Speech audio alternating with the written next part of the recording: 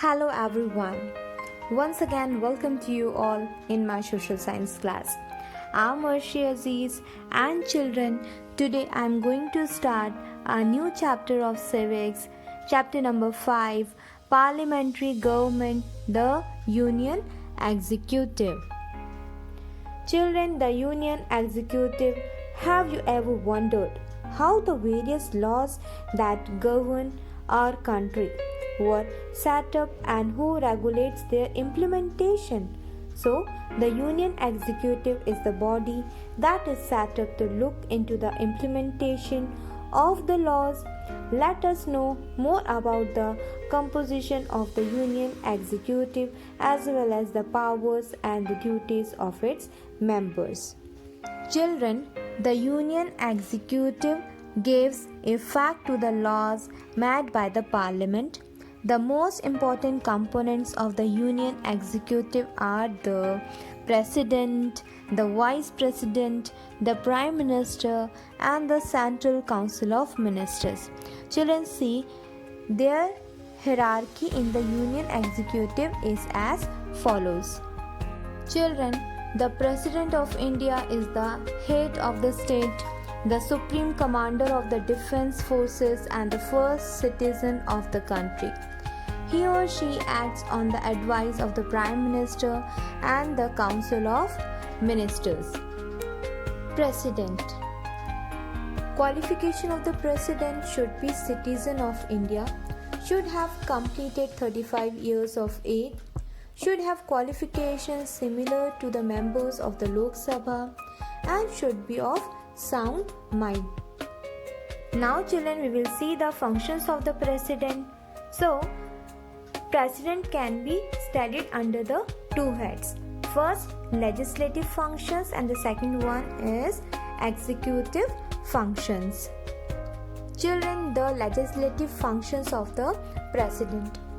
He summon or dissolve the Parliament. He assesses the first session of the Parliament. He nominates Anglo-Indian members to Lok Sabha and appoint 12 members of Rajya Sabha. He assesses every bill to be passed by the Parliament and the power to withhold a bill, also known as the veto power. So children, these are the legislative functions of the President. Children, executive functions of the President. All the administrative work is carried out in the name of the President. Appointment of Prime Minister and the Council of Members. Approval of members of Union Public Service Commission and National Commission for Women. Children, the President is the elected head of state of the Indian Republic. And children, elections, the President is elected indirectly. He is elected by a body called an electoral college, composed of the elected members of the Lok Sabha, the Rajya Sabha, and the state legislative assemblies. Children, time period means the term of office. The normal term of office of the President is 5 years. The office of the President may remain vacant in following conditions. If the President resigns addressing to the Vice President of India, due the death of the incumbent President, by removal of the President through the process of impeachment, if the office of the President is vacant owing to any of these reasons, the Vice President acts as the President in the case of vacancy. And children, an election for the President must be held within the 6 months. So children, we just conclude this part. The President's normal term of office is of 5 years. He can be re-elected for second term. To resign from office, the President has to write a letter of resignation to the Vice President, who then has to convey the letter to the Speaker of the Lok Sabha. After that, children, we will see the powers of the President.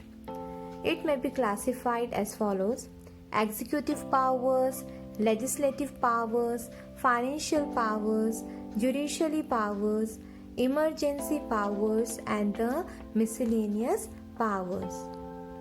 Children, in my next video we will discuss in detail about the powers of the president. So children, take care of yourself and please watch the full video. Please share and subscribe my channel. God bless you all.